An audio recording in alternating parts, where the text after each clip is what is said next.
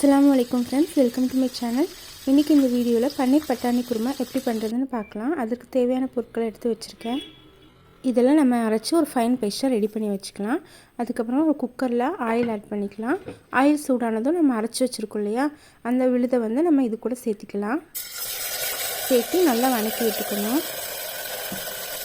மசாலா நல்லா வதங்கினதுக்கப்புறமா நம்ம இதில் 1/2 டேபிள் ஸ்பூன் மிளகாய்த்தூள் ஆட் பண்ணிக்கலாம். அதுக்கப்புறமா 1 டேபிள் ஸ்பூன் மல்லித்தூள் ஆட் பண்ணிக்கலாம். நெக்ஸ்ட்டு நம்ம வந்து 1/4 டீஸ்பூன் மஞ்சள்தூள் ஆட் பண்ணிக்கலாம். அப்புறம் தேவையான அளவு உப்பு ஆட் பண்ணிவிட்டு நல்லா மசாலாவை கலந்து விட்டுக்கலாம். மசாலா நல்லா வதங்கினதுக்கப்புறமா நான் வந்து முளைக்கட்டின பட்டாணி ஆட் பண்ண போகிறேன். பட்டாணியை வந்து ஒரு நைட் ஃபுல்லாக ஊற வச்சுட்டேன். அப்புறமா பட்டாணியில் இருக்க தண்ணியெல்லாம் வடிச்சிட்டு மறுபடியும் ஒரு நாள் ஃபுல்லாக வச்சுருந்தேன். ஸோ இந்த மாதிரி முளை கட்டிடுச்சு. அதுக்கப்புறமா இந்த பட்டாணியை ஃபுல்லாக கலந்து விட்டதுக்கப்புறமா நான் வந்து 2 உருளைக்கிழங்கும் ஆட் பண்ணியிருக்கேன். உருளைக்கிழங்கு வந்து பன்னீர் சைஸ்லேயே கட் பண்ணி இது கூட ஆட் பண்ணிக்க போகிறேன். எல்லாம் கலந்து விட்டதுக்கப்புறமா குக்கர் மூடி போட்டு மூடி வச்சு ஒரு 2 விசில் வர வரையும் வெயிட் பண்ணலாம். 2 விசில் வந்து ப்ரெஷர் ஃபுல்லாக ரிலீஸ் ஆனதுக்கப்புறமா நம்ம ஓப்பன் பண்ணி பார்க்கலாம்.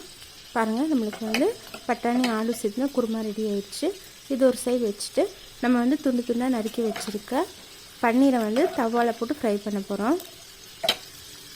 கொஞ்சமாக ஆயில் ஆட் பண்ணிவிட்டு தவாவில் ஏதாவது 4 சைட்ஸும் நல்லா ஃப்ரை ஆகிற மாதிரி திருப்பி போட்டிங்கன்னா கலர் வந்து பார்க்க ரொம்ப நல்லாயிருக்கும்.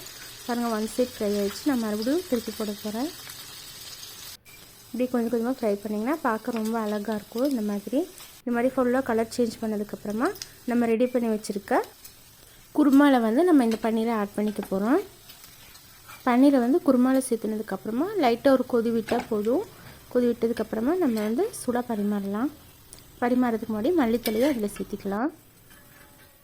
இந்த குருமாவை வந்து சூடான சாதம், சப்பாத்திக்கெல்லாம் ரொம்ப நல்லாயிருக்கும். இட்லி, தோசைக்கும் நல்லாயிருக்கும். ட்ரை பண்ணி பாருங்கள்.